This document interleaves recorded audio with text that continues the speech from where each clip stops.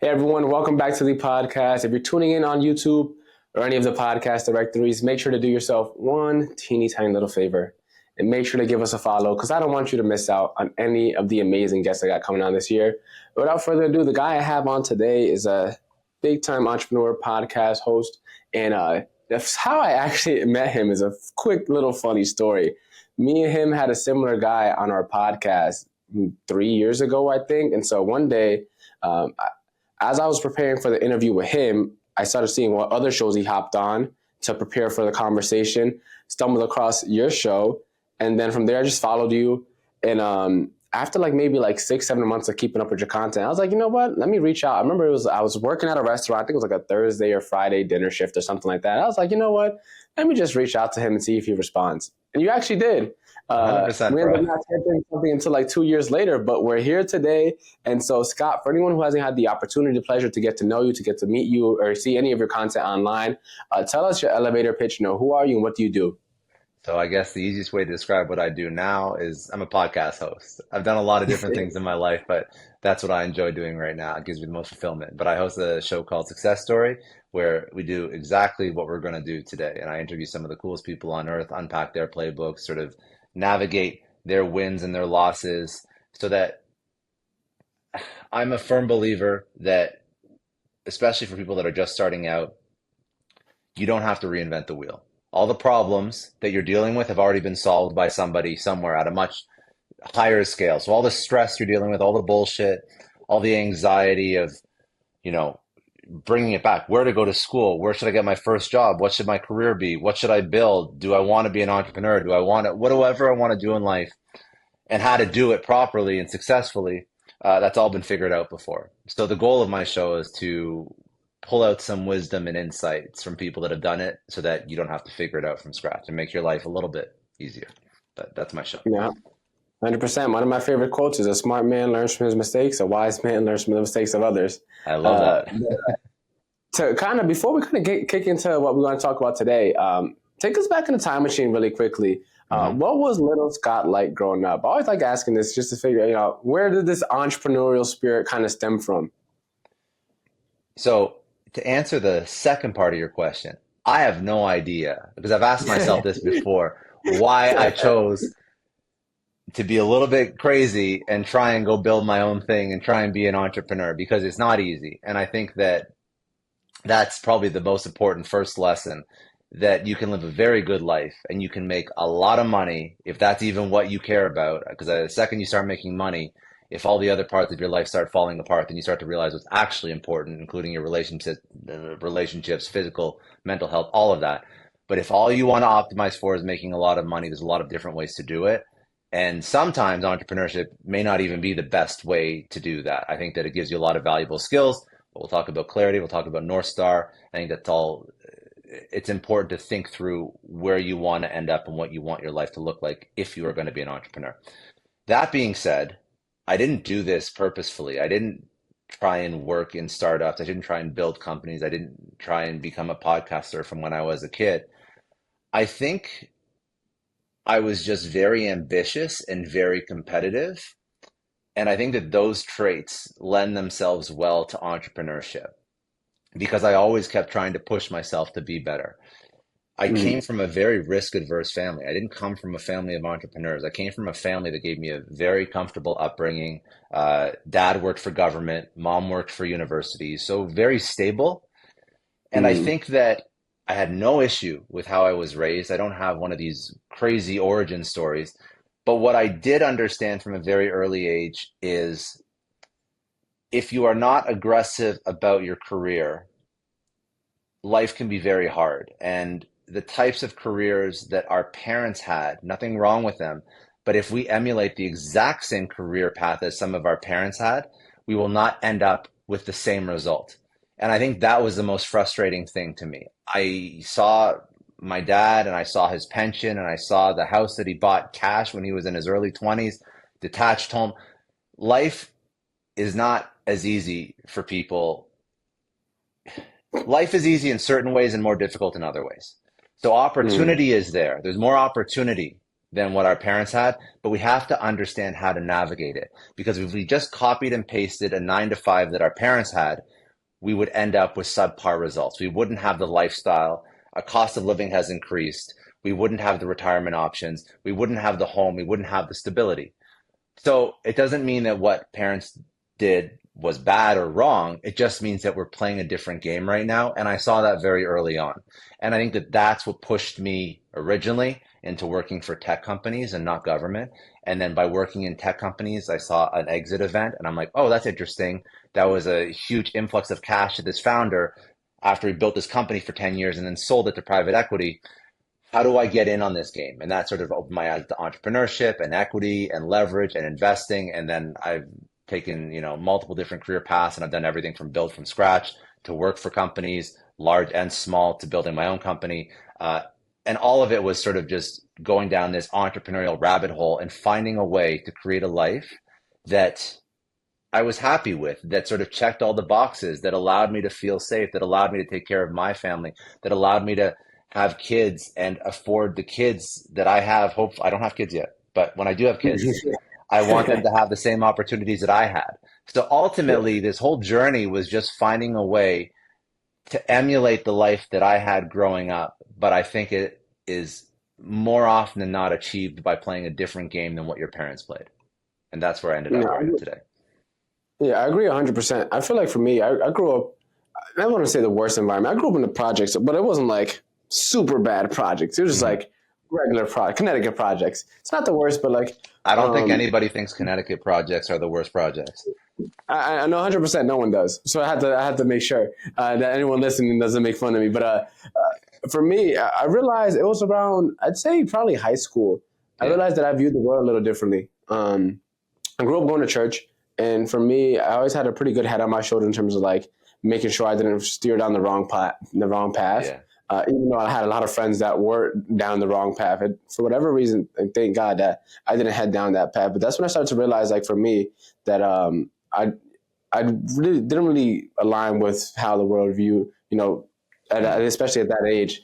It wasn't until I'd say around like junior year of high school, that's when I started to put it into words. That's when I started to actually become a little more introspective and started realizing like, okay, I'm not acting because I make decisions. I'm acting out of things that I grew up whether how I was, my upbringing, my traumas, whatever, and a lot of that was kind of like controlling everything that I was doing and how I acted in the world. Not that I was a bad person at all, but like I wasn't my own person. It was Yeah. a response, kind of, I guess you could say, and that's when it kind of clicked for me that okay, um, there's a different way of viewing the world.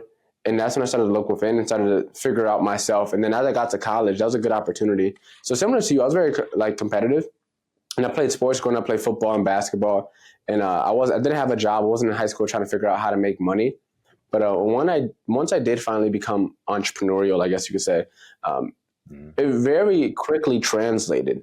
Like having that aggression, having that drive, just wanting to be the best, that very quickly translated in good ways in some parts. I was telling you before we press record how I was doing a bunch of different things, the real estate, the Yeah. podcast, the social media classes.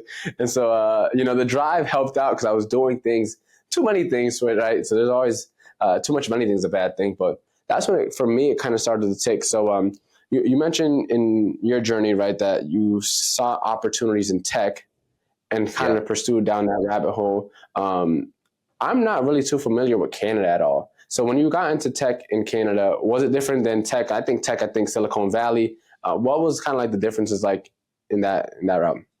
I mean, if I think tech, I want to touch on one thing that you said that was really important too, and then Yeah. I'll answer your question. But you mentioned something that you were kind of just, you were made aware probably because you spent time around the right people and the right influences, which is half the battle, to be honest. You're made aware that the life you were living was really not because of your thoughts or your inputs or your critical analysis of the world. It was more just reactive to your environment, and you sort of broke out of Mm, that matrix. So we're the exact same. Like we are the yeah. exact same. And not because my parents' world was a matrix. I think that again, it's just they played one game and then the world Mm, advances and then life changes. and you get stuck in someone else's matrix, and you get stuck with all the inputs from Mm, your parents and your childhood, good and bad, and that can lead to that does lead to your worldview. It leads to how mm, you look at the world and success and money and work and relationships and health and well, it shapes everything. And for some people that serves them, but I think for a lot of people it would serve them better. And this is something that my parents did instill in me, which mhm, allowed, I think that what was one of the most important things they ever instilled in me is to be a critical thinker, to think for myself, to question everything, to do research, to not just take things for, not just take how facts are presented and just accept them, but always question and always go a level deeper. Because when you start to mhm, do that, you start to realize, okay, what reality, what of my reality is serving me, and what of my reality are just ideas that other people have put into my head. And this, I'm not talking about conspiracy theory stuff. I'm talking about um, what is my perfect life look like? What is my work life balance? What are my career aspirations? How do I want to raise my family? Where do I want to live? All of these exactly. things, you have to think through them for yourself, because if you don't, you're going to live a whole life that is completely built on someone else's view of the world. And you will never understand why you're upset or why you're not happy or why you're not fulfilled. It's because your life is not your own. You are just living what someone else planted into your head at a very young age. And it can even go further if there's trauma that's planted into your head at a very young age because of how you were raised or things that happened. That stuff can sabotage throughout your adult life as well. So the point is, whether or not it's doing work yourself or just like being a little bit more curious and critical of information that's presented to you and what your own and even critical of your own belief system, always be questioning and always be exploring and always be asking more questions, because I think it just helps you become a more authentic version of you, and it helps you live a life that you actually enjoy. That Yeah. was my only point, because and you I also want to said you add to didn't. that though. Yeah, go for it, go for it. I want to add to that. You mentioned, um, is your life yours or is it someone else's? I think Yes. for me, so I mentioned before we hit record that I dropped out, and so I live with my Yeah. grandparents, right? Dominican, immigrants. Like for them, and like many other immigrants or older, the older generation, like graduating college is the pinnacle of the Mhm. American success. Like you graduate college, doesn't matter what you end up doing afterwards. You got your degree, you made it in life. You're him, and especially in my family because like I was I'm one of the older cousins, and so the ones I have like three or four older cousins, but they didn't go to college. So like I was like projected to be the one, right? I was the one Yeah. that's gonna go through, all four and finish their schooling. Then the pandemic happened, of course, and when I ended up dropping out, it was so crazy how like so many different uncles and aunts, who I barely even talked to, had an opinion as to what I should do with my life. And one of the things that made me comfortable with my decision was I feel like God blesses everyone with a life. And people decide to live it how they decide to live it. And a lot of people that don't live up to what they could have or their potential for whatever reason, no judgment at all, they try to live their lives through other people. And Hmm. that joint, it annoys me so, it angers me sometimes. It's like people try to almost impose their will onto other people, and it's like you had your shot already. Yeah. Like, and it's not even like they're them coming from a place of advice and like, hey, I'm trying to advise you and guide you so you don't go through. It's like no, they're literally trying to all the things they weren't able to accomplish. They want you to do, not because they want you to succeed, but more so like so they could feel good about them not doing it in a way, which kind of sucks when you see it in real time. But it's like people would tell me, "Oh, go to school. You got to go back to school." And it's like, why? And there's literally no argument behind as to why I should go. Besides, like I should go. We didn't get a chance to, so you have to. And it's like, Yeah. I mean, I understand where you're coming from, but like for me, I just always decided like, hey, I'm not trying to screw myself over. I have a good head on my shoulders. Hmm. Maybe this doesn't work out, and you're right. But there's no me dropping out isn't like me trying to throw my life away. It's like I see something, you might not be able to see it, and that's okay because the vision wasn't given to you.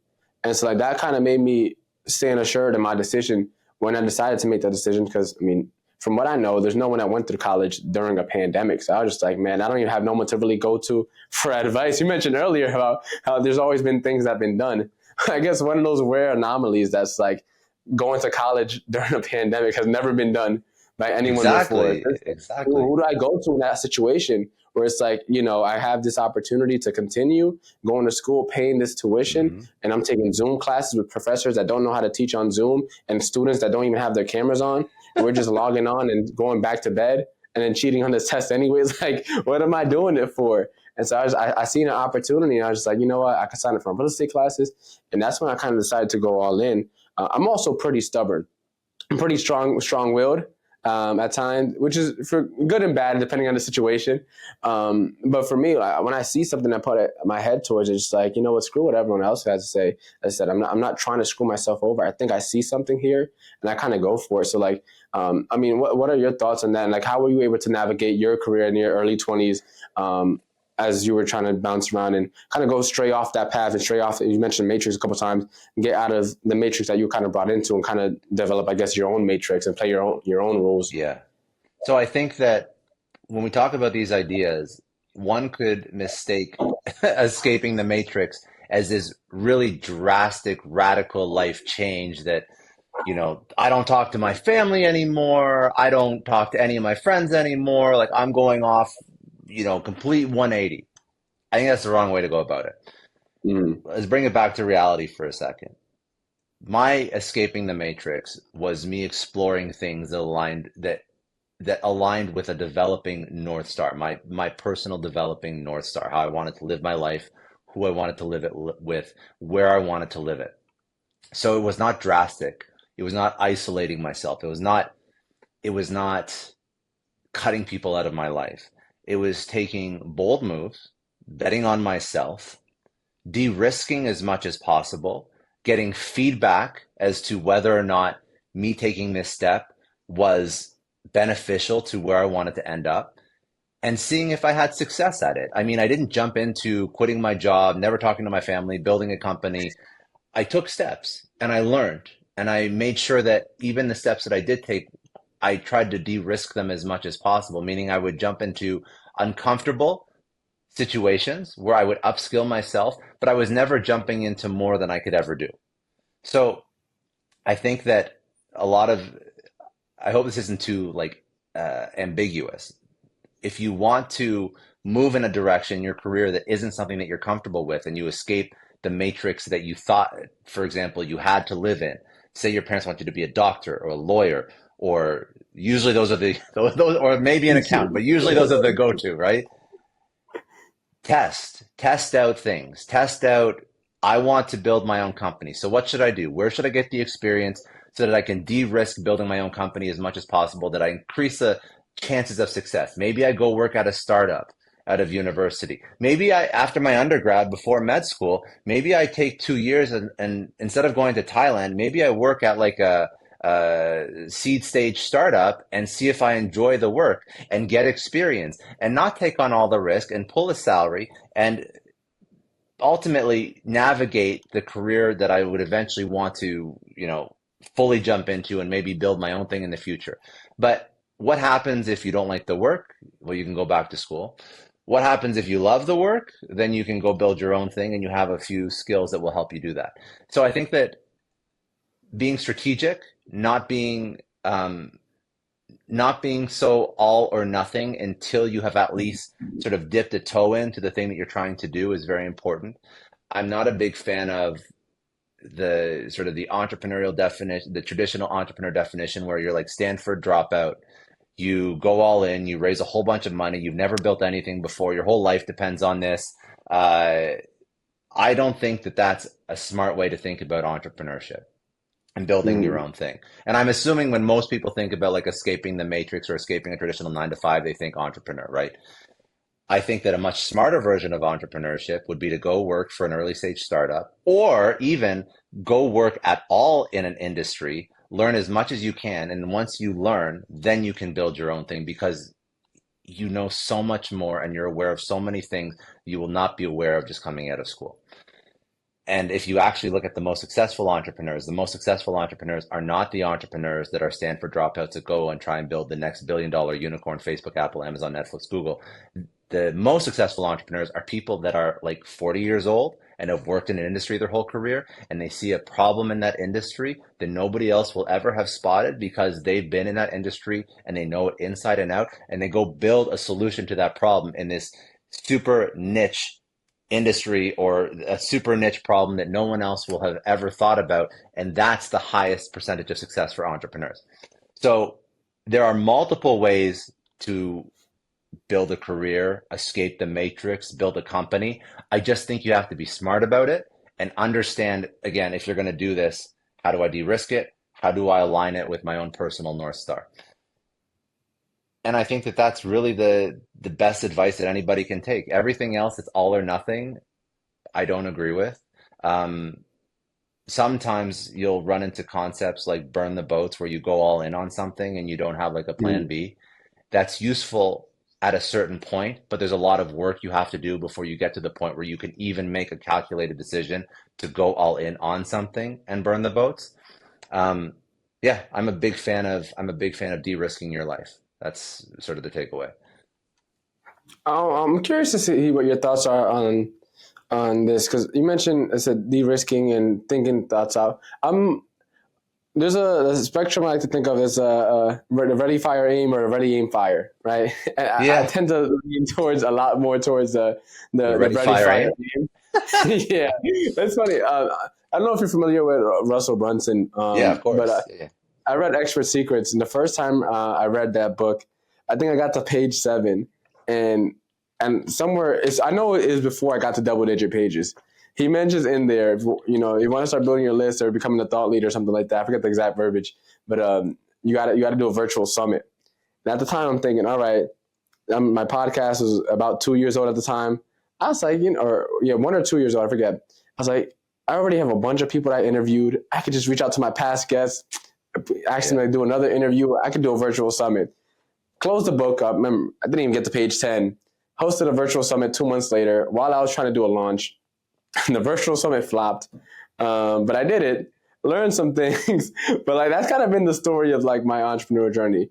It's just like trying stuff out and seeing what sticks. Commit yeah, first, figure the rest out later. Now, fortunately, I wasn't also doing anything on leverage, like and taking like super yeah, massive loans to try stuff out. Like doing a virtual summit for the most part is free. I think I paid $100 for like a course on how to do virtual summits, and then yeah, like another $100 for the software to host it. So I wasn't like spending crazy money, but like a lot of my entrepreneurial journey is like one of the things I always heard playing football is like speed kills, and like it's funny because I was pretty slow. I wasn't like slow compared to normal people. I was just slow compared to like I wasn't winning fastest on the team ever, right? But then I got into entrepreneurship as I had to realize like, man, a lot of times it's not the best person, it's not the smartest person, it's not the wisest person, not even the hardest working person. Sometimes it's just the first person. And like how I got into AI, I was kind of telling you a little bit, but around January 2023, so ChatGPT was about maybe a month and a half old around that time. I used ChatGPT to create a webinar on how to use ChatGPT. And then I mm, upsold to a workshop, and the webinar was free, but that workshop was my first time selling anything. It was 20 spots, 197 a spot, sold out in 24 hours. That was my first, like after a year of teaching classes for free, that was my first time actually making money. And then that was about 3.5 months of me working at the restaurant job. And then from that point on, I was like, you know what? Screw teaching social media classes. I'll just teach AI classes and chat GPT class. And that ended up turning into his own business. Didn't yeah, know what on earth it would end up turning into. But it's like a lot of that, because I don't come from computers, I don't come from tech or anything like that. I was just the first person in that group to do it. And that kind of helped kickstart everything. So kind of like, what's your thoughts on that? On like, just jumping into opportunity when opportunity presents itself and just like figuring the rest out. yeah. So this is the toughest thing about giving advice because two things can be true at the same time. What do I mean by 100%. that? Two things can be true. So first of all, like you to bring it back to what we were just talking about, I think that's important because you made the distinction about I said you should de-risk before you jump into anything, and then you said, well, I just jumped into a virtual webinar, a virtual summit, Yeah. and I learned so much. So yes. So I think that the two truths that are both correct are one, is this going to massively impact my life when I jump into it? Or is it just a stepping stone on the way to something that I eventually want to do. I push back against taking action that can basically destroy your life. So if you have kids and wife and you have mortgage and you have bills to pay and no one else is working and you quit your job and you have no income coming in and you bet it all on the company and you've never built a company from scratch, that's a bad idea. That's a bad going all in. I think that's irresponsible. If you have a job and you have all those financial commitments and you want to build a company and you're still working your job from 9 to 5, and from 5 to 9 you start building your startup, and then you spend $100 to try a virtual summit to see if that helps actually find you some customers for that startup. That's a very low risk activity. It's a very low risk activity that could eventually work and allow you to build this massive thing. But ultimately, did it disrupt your life to the point where now your whole quality of life has been destroyed? Your wife, husband's divorcing you. Your kids, you have to pull them from private to public school. Everything depends on the context and the current situation and season of your life that you're in. So it's very important. The second thing that you were speaking about, remind me again. So it was, I can't remember the second part of the question. I just remember that was very important because if people are listening to Yeah. this, they're going to get some advice from me and they're like, well, that's stupid. I have proof of concept. My side hustle makes more than my full-time job. Like, why wouldn't I jump into it? And I'd be like, no shit. Go jump into your side hustle. It's making more money than your job. So context really does matter, and understanding Yeah. your own personal situation does matter. What was the second part of your question? You're talking about I'm blanking now. About pretty much talking about ready, fire, aim, Ready, fire. get Oh, started. so yeah. Okay. So if you're yes, I remember speed kills. Okay. Speed kills. So Yeah, there we so go. this is another thing where two things can be true at the same time. So there Mm. is first mover's advantage when you're building a company. However, first mover's advantage is not enough in the long term, meaning that you also have to find a way to stay competitive in the market after you've ridden this sort of wave or this initial opportunity. What I mean by that. So if you built an AI consulting company and you're in it now and you're building a company and you captured some market share and you have some customers and you got that all because you were the first person to talk about AI and people trusted you, great. That's first mover's advantage. Now, I can come in 2 years from now, and now there's already you built something in a red ocean. You built something where there was you built something in a blue ocean, excuse me, where there's no Blue other ocean. competitors.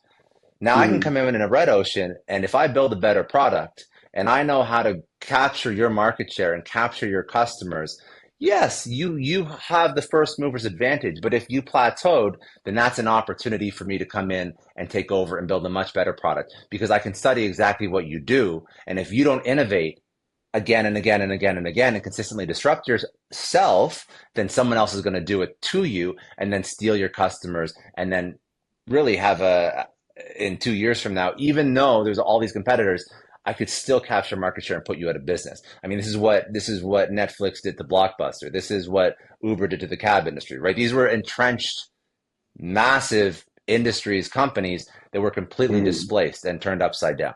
So yes, you can take advantage. You can take advantage of that initial traction, that first mover advantage. Use speed if you want, but then don't get complacent.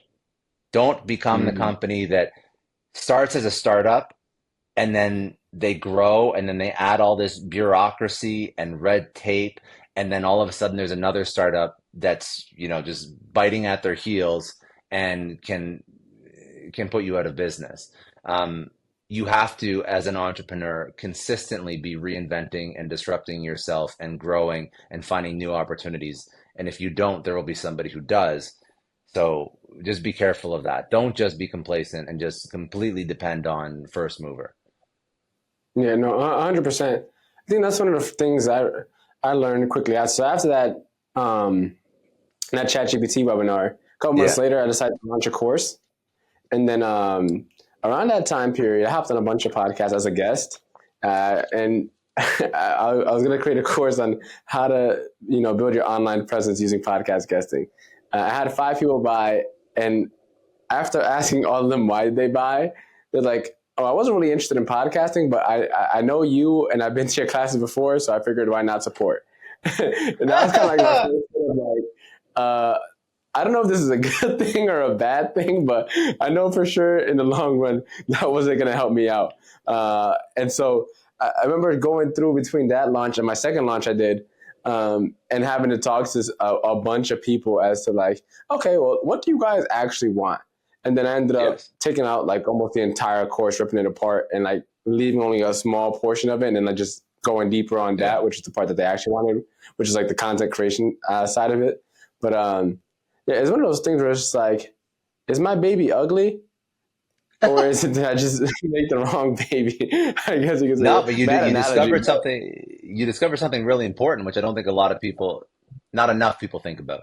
The most yeah, expensive customer is a new customer, and the least expensive customer is a customer you already have.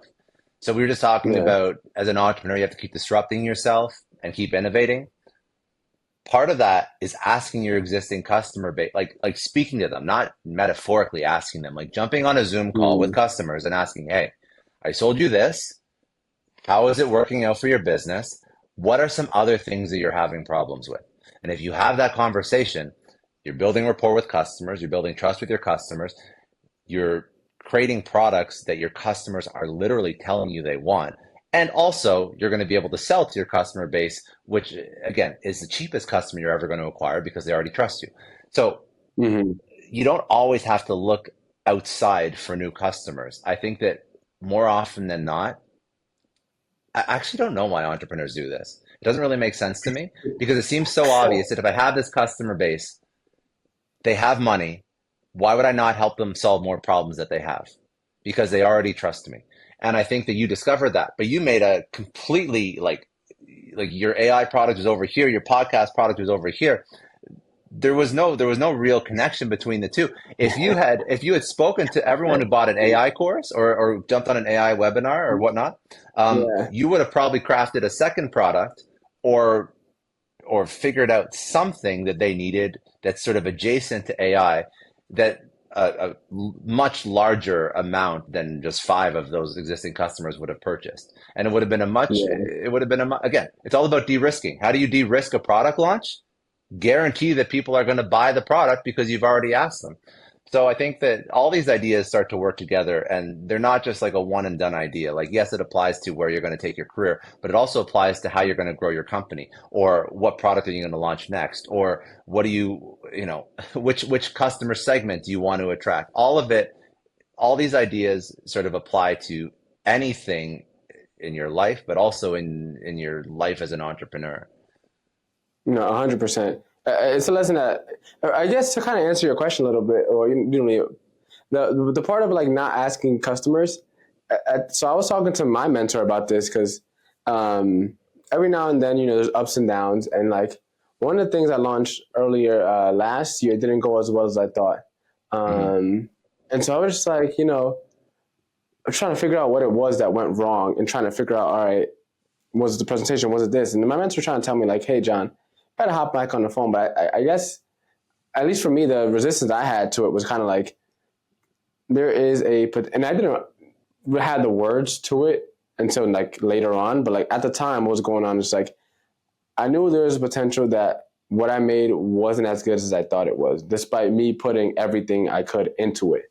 Yeah. And and then this is part about knowing harsh truths, right? Sometimes um, you gotta just need someone to tell it to you straight, and it's like, hey, John, this wasn't that good, or I didn't really like this, and it's always hard to hear because like so much of us go into what we do and what we make.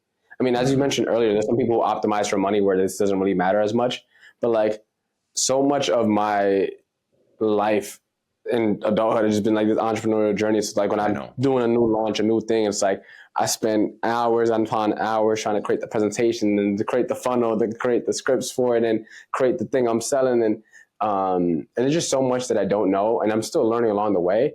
But it's like then getting back on the phone to people, just like I don't know. Sometimes it's like knowing the fact that it's like being in a dragged out relationship. Like you guys know you guys should just call it quits. But Yeah. it's like, no one wants to start the conversation, right? No, so hey, Because let's you're talk. wrapping because you wrap your self-worth into your company, and that's also a mistake. You have to Mm, understand that your self-worth is not tied up with the success of your business. I mean, that's a very big issue with entrepreneurs. I think that it's yeah, easier said than done 100%. because if you're building something and listen, I alluded to this at the beginning, but entrepreneurship is not the path for everyone. Entrepreneurship is tough. And people Mm. people want to go build and become entrepreneurs because they don't want to work a 9 to 5. Bro, if you quit your 9 to 5, enjoy working like, 6 to 2 in the morning. Like that's some real entrepreneurship. There's no such thing as passive income. It doesn't Yeah, exist. Anybody who's selling you this passive income dream on Instagram, uh, first of all, it's bullshit. And if somebody has achieved passive income, it's because they put a significant amount of time building something from scratch and putting in way more work than most people are comfortable with. So first, know that if you do want to become an entrepreneur, you're going to put this much time into it. But the issue is when you put that much time into it, yes, your self-worth and your identity starts to become trapped into the success of the thing that you are literally spending your whole life doing. And it's mm, again easier to tell somebody just not to remove, not to tie their self-worth into the success of the business. But I know that when you're living it and when you wake up and you eat, sleep, and breathe what you're building, if it doesn't go well, I don't care how resilient or how many Tony Robbins, Mel Robbins, Angela Duckworth podcasts, YouTube videos, books you read, it will be a hit on your mental well-being. So I think that at least being aware of the fact that if something doesn't work out or if it's not going right, you hold more worth as a human being outside of that business than you'll ever know.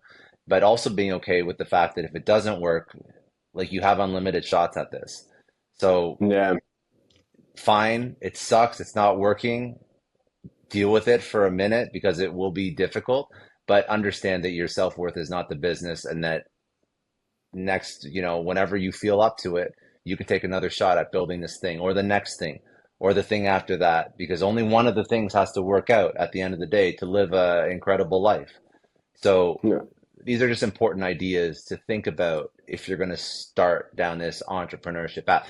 And again, by the way, it doesn't just apply to entrepreneurship. This is very important. Your self-worth should never be so deeply Attached to ingrained in what your you do. work.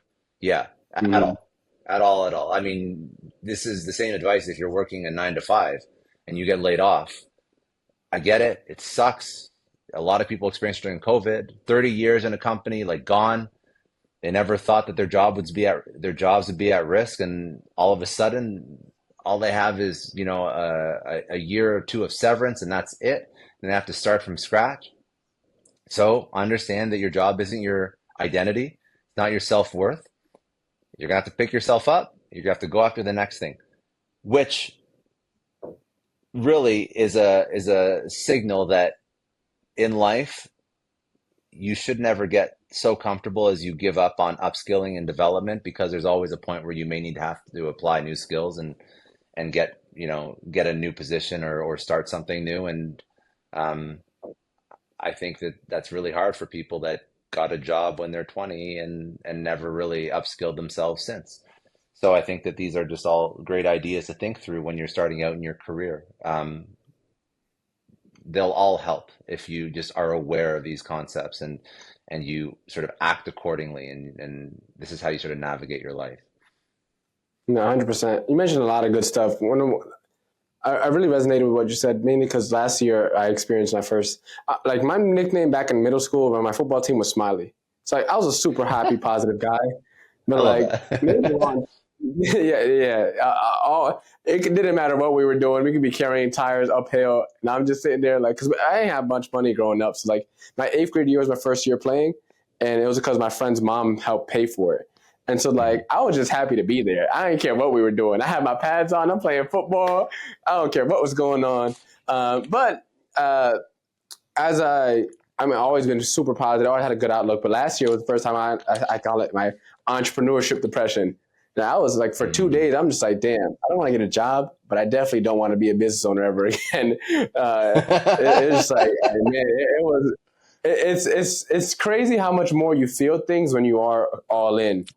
As Yeah. the past 2024 was my first full calendar month, a calendar year on my own, no job, no nothing. So it's like I definitely felt the highs. I said had some super fun time, had some great memories, had some Yeah. great times, some high highs. But on the flip side, the lows were also a lot worse as well, and nothing like I ever felt like before. But I also had a restaurant job keeping me afloat. So like to you, I had to. That was a lesson I had to learn last year, and a lot of my talks with last year, my mentor. I've been with him like almost 2 years now, a little over now actually. First year was kind of like a lot of tactics and strategies. That was when I was first getting into the world of like online marketing. I first found out about funnels and Mm. copywriting, all that stuff. There's a lot of tactics, tactics, Yeah. tactics. And like 2024, a lot of it was just like mindset, making sure my head's screwed on right. But I 100%. said you learn a lot. I learned a lot, and I'm excited for what's to come. You mentioned. Our worth shouldn't be tied to what we build.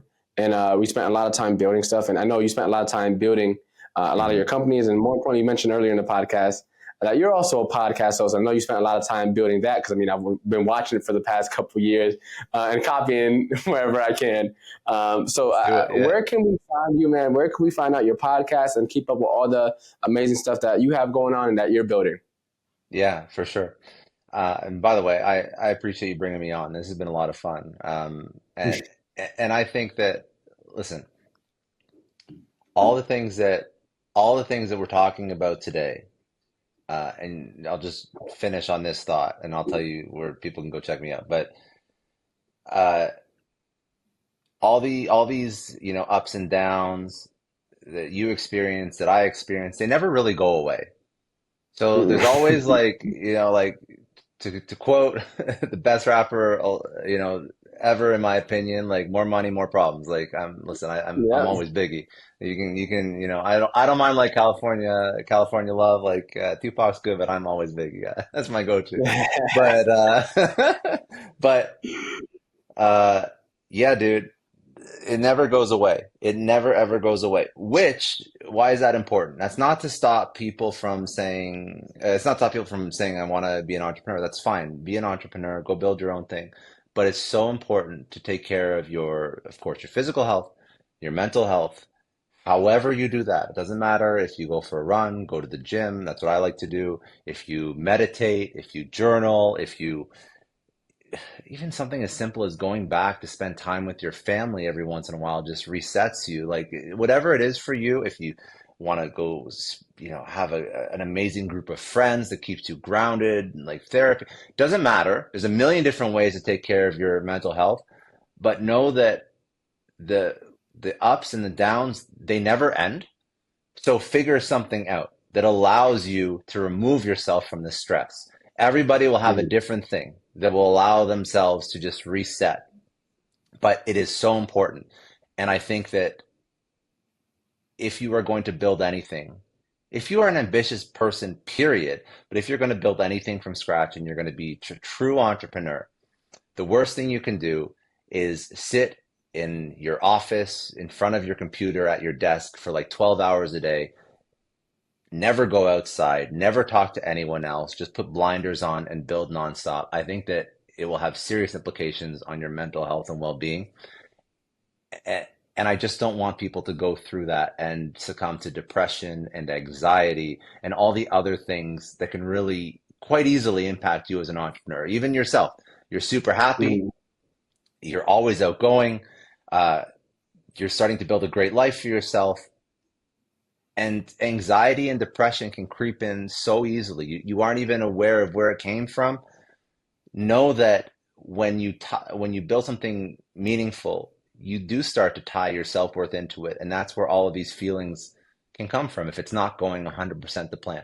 So just be careful and find a Mhm. way to protect your mental health, because you need to. It's impossible to be Yeah. successful without it. and without some strategy. That being said, to finish on that cheerful note, hopefully this has been helpful for people listening. I also host a podcast. I'm also a fellow podcast host in a kindred spirit. So you can go listen to my show. I interview people very much like this at successstorypodcast.com, or anywhere you get your podcasts, YouTube, Apple, Spotify, and all of my socials. If you want to connect with me, they're at Scott D. Clary. Amazing. And two quotes, and then I actually want our final question. Yeah.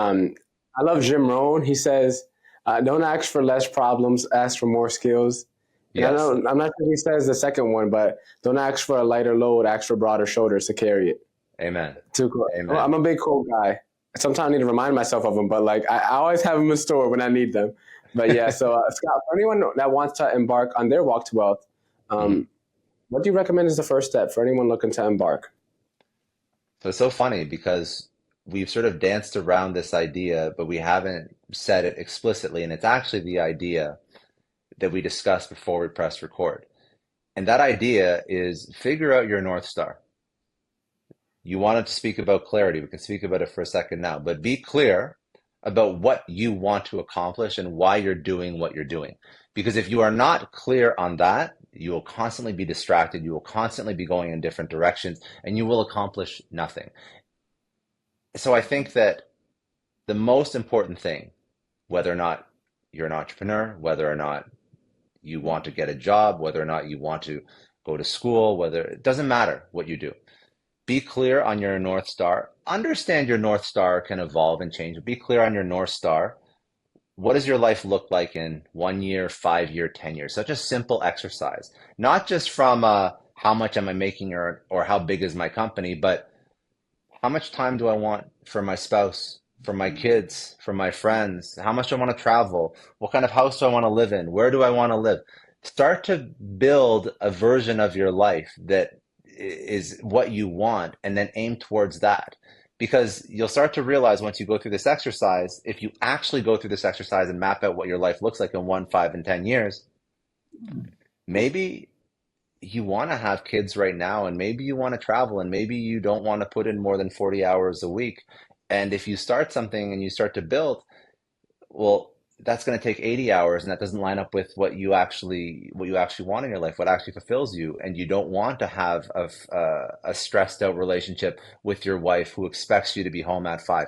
Whatever it is, the point is do the work now and don't just build a career and build a life ad hoc. When you build it purposefully, it's going to be, first of all, there's a much higher chance of you actually achieving it and it'll be much more fulfilling. So I think that's the most important insight and place to start from. All righty, Scott. Thank you so much for having on the podcast. For anyone listening, that is all for the episode, and I'll see you in the next one.